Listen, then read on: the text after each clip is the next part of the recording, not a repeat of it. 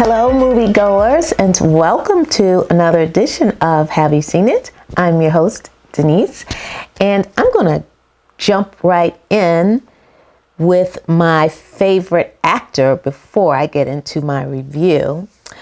My favorite actor is not a person. My favorite actor is Elsa, the lioness from the movie Born Free.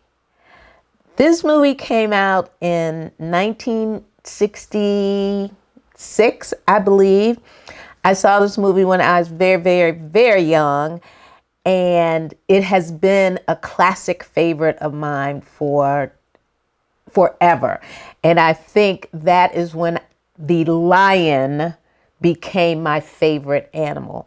And as I was just kind of watching clips from this movie again, just to, kind of reminisce, if you will, it still affected me the same way. The lion cubs and the different Elsas that were used to create this film, just an adorable heart felt movie. So my favorite actor is all of the lionesses and the lion cubs from the movie Born Free.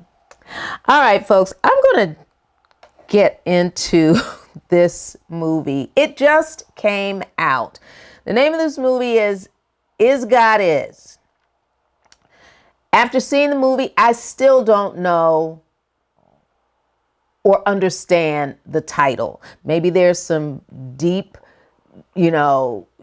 something deep within the movie that I missed, or something just really did not click with me, but I still don't understand why the movie was titled Is God Is. This movie stars one of my favorite actors, Sterling K. Brown, Vivica A. Fox, Erica Alexander, Michael T. Williams, Janelle Monáe, and Mallory Johnson and Kara Young. They round out the central characters in this film. So the film is about two sisters they are twins who embark on an epic quest of revenge. And in doing so, they confront several people who are responsible for their anger and their need to seek revenge. Okay? And they go through quite a lot in order to get their point across to the different people that they meet along the way. So when this movie starts, you see two twin girls who are young. We're talking 6-7-year-old young. And so you don't see their faces. Their backs are to the camera. They are at a park, looks like, and just, enjoying each other's company while, watching other kids, play and, frolic, outdoors. Well, as they are sitting there, one of the twins, and at this point, we don't know if it's both or if it's one, but as the movie progresses, you kind of understand which one is being talked about in the beginning.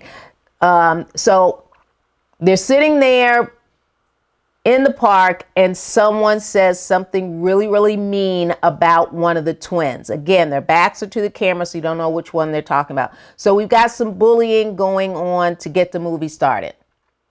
And so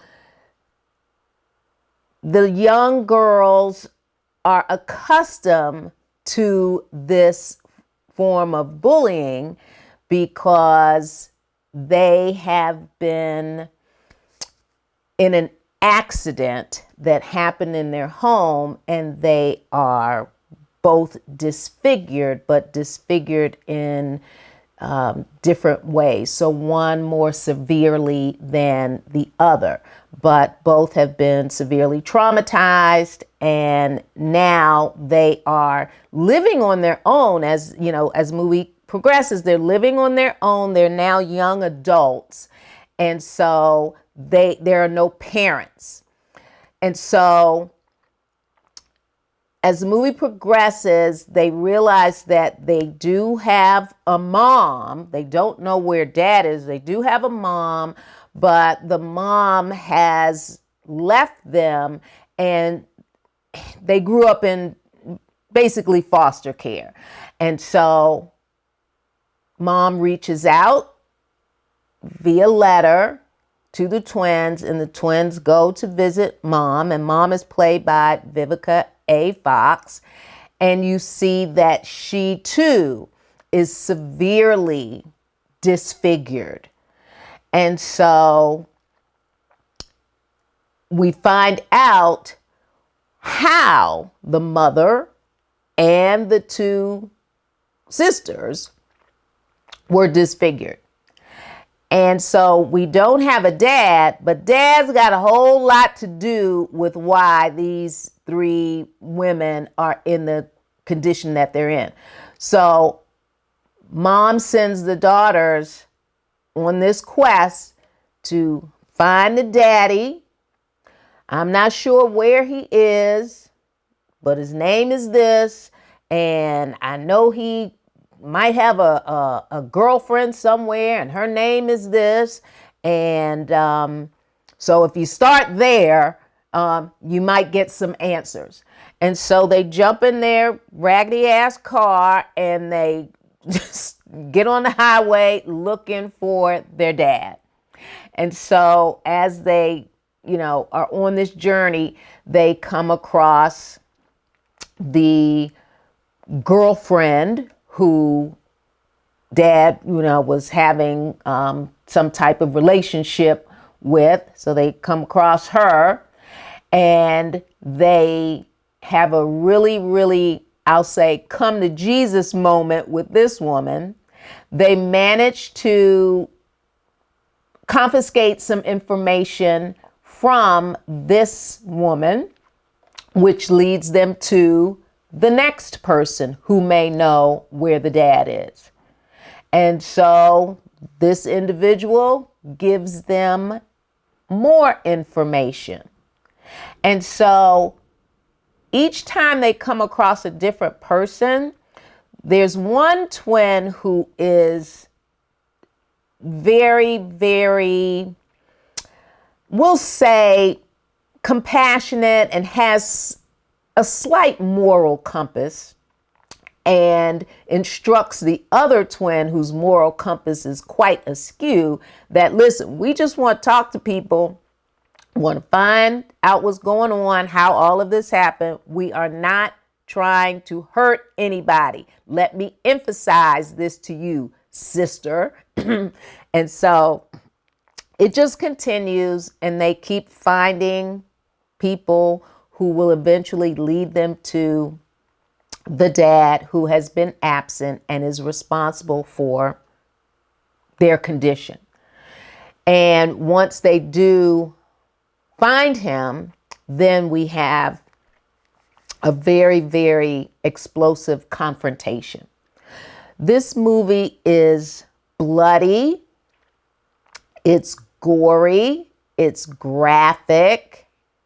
So if any of those things interest you, then this is the movie for you. As I was watching the movie, it was giving me kind of Jordan Peele, vibes, or Ryan Coogler Sinners kind of vibes, or maybe even some Quentin Tarantino stuff thrown in there. So that's what I was thinking of in terms of what am I watching? What really am I watching? So that's the movie. And, as these twins, meet these individuals that they're looking for, we'll just say that everybody doesn't survive. but you have to watch the movie to see who does not survive and the circumstances with which they met their demise.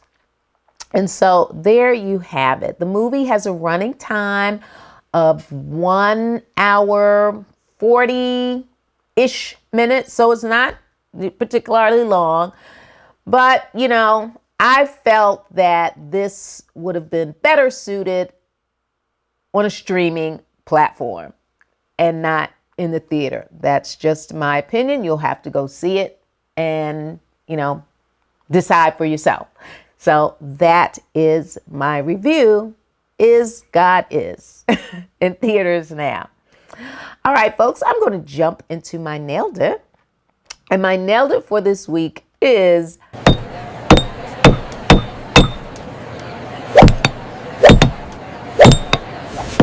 Billy D. Williams from another classic movie, one of my favorites, the movie Brian's Song. And he played the role of Gale Sayers, best friend of Brian Piccolo. And they were teammates for the Chicago Bears. And in this particular clip, Billy D. Williams' character, Gale Sayers, is receiving the George C. Hallis Award. And he is in his acceptance speech, obviously very emotional, but feels that because his bestie is, you know, has been stricken with cancer, he feels that this award really, really should go to him. And although he will accept it for the evening, he is going to give that award to his friend. As I was, you know, searching for this particular clip, because this movie is quite the tearjerker, again, I got those feelings again because it still stands the test of time. So that is my Nailed It for this week. Billy D. Williams from the movie Brian's Song and his acceptance speech. All right, folks, you can subscribe to my YouTube channel. Make sure you hit that like button. And remember, I am available on BlueSky at HYSI. Okay, moviegoers, you know what to do. Until next week, I need you to see a movie because I'm going to see a movie. Until next week, bye-bye.